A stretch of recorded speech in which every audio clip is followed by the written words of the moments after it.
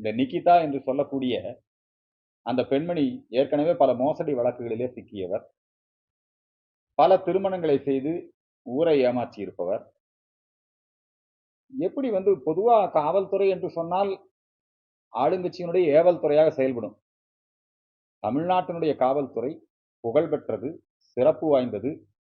அப்படிப்பட்ட நல்ல காவல்துறையை குற்றங்களை தடுப்பதற்கும் சட்டம் ஒழுங்கை பராமரிப்பதற்கும் பயன்படுத்தாமல் எதிர்க்கட்சிகளை பழிவாங்குவதற்கும் தன்னுடைய அடியாட்களாகவும் இன்றைக்கு பயன்படுத்தியிருக்காங்க.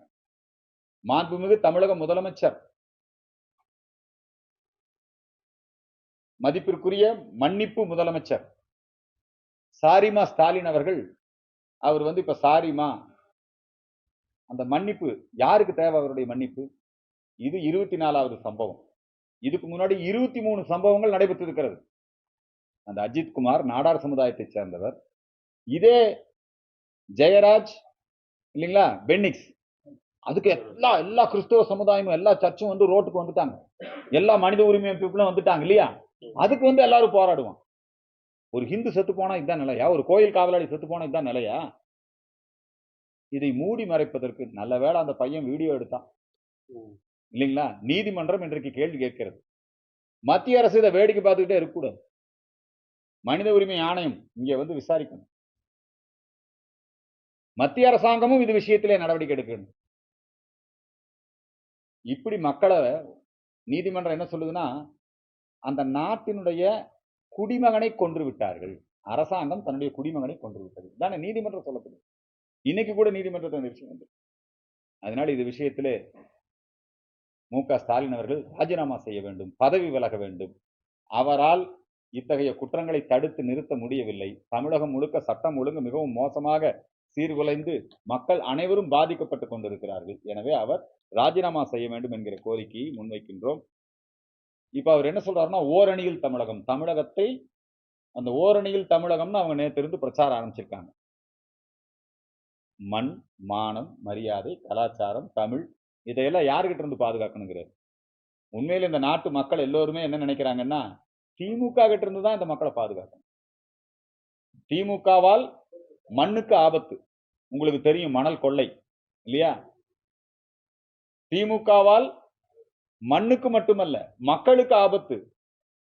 அன்றாடம் கொலை, கொள்ளை, திருட்டு.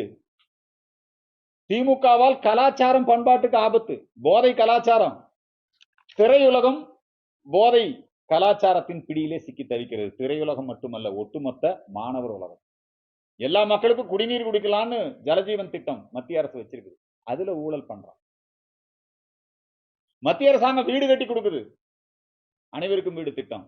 அதுல ஊழல் பண்றாங்க, தவறான பயனாளிகளை சேர்க்கிறாங்க. மத்திய அரசாங்கத்தினுடைய ஒவ்வொரு திட்டத்திலும் இவர்கள் ஊழல் செய்து கொண்டிருக்கிறார். எனவே திமுகவிடமிருந்து மக்களை காப்பாற்ற வேண்டும். நடிகர் ஜோசப் விஜய் இந்த தமிழ்நாட்டில் இருக்கக்கூடிய திராவிடர் கழகம், கம்யூனிஸ்டுகள், அப்புறம் அந்த கிறிஸ்தவ மிஷனரிகள் இவங்கெல்லாம் சேர்ந்து எப்படியாவது தமிழ்நாட்டில் ஒரு தமிழ முதலமைச்சராக இருக்கிறார். ஒரு கிறிஸ்தவரை முதலமைச்சராக கொண்டு வர வேண்டும் என்பதற்காக கிறிஸ்தவ மிஷனரிகள்லாம் சேர்ந்து கொண்டு வந்தது தான் இந்த தமிழ்நாடு வெற்றி கழகம்ங்கிற கட்சி. அவர் பிஜேபி பத்தி பேசுறதுக்கெல்லாம் அவருக்கு எந்த அருகதையும் கிடையாது. புரியுதுங்களா? தாவேகா கட்சி தமிழக மக்களால் புறக்கணிக்கப்படும். அவர் கிறிஸ்தவ நிறுவனங்களுடைய கைப்பாவையாக அவர் செயல்படுகிறார். திமுகவினுடைய ஏ டீம், பி டீம் எல்லாம் கிடையாது. திமுகவினுடைய ஏ டீம். திமுக எப்படி மத்திய அரசு குறித்தும் நரேந்திர மோடி குறித்தும்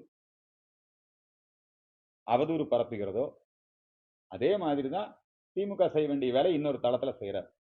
ஒரு காலத்துல கடந்த தேர்தலுக்கு மக்கள் நீதி மையத்தை தயார் பண்ணி வச்சிருந்தாங்க கமலஹாசன் இல்லையா? இந்த தேர்தலுக்கு ஜோசப் விஜயை தயார் பண்ணி வச்சிருக்கிறாங்க. அதனால தாவேகா மக்களால் புறக்கணிக்கும். எந்த விதத்திலையும் எதிரொலிக்காது, யாருக்கும் எந்த சாதக பாதகத்தையும் ஏற்படுத்தாது. அவர் நிச்சயமாக இந்த தேர்தலில் ஒரு 2-3% ஓட்டு வாங்குவாரு. அதுக்கப்புறம் எப்படி மக்கள் நீதி மையம் போய் திமுகவில் ஒரு ராஜ்யசபா எம்பிக்காக ஐக்கியமாச்சோ, மானஸ்தன் இல்லையா கமலஹாசன், அந்த மானஸ்தம் போய் எப்படி திமுகவில் ஐக்கியமானாரோ அதே மாதிரி ஜோசப் விஜய் திமுகவில் ஐக்கியமானார்.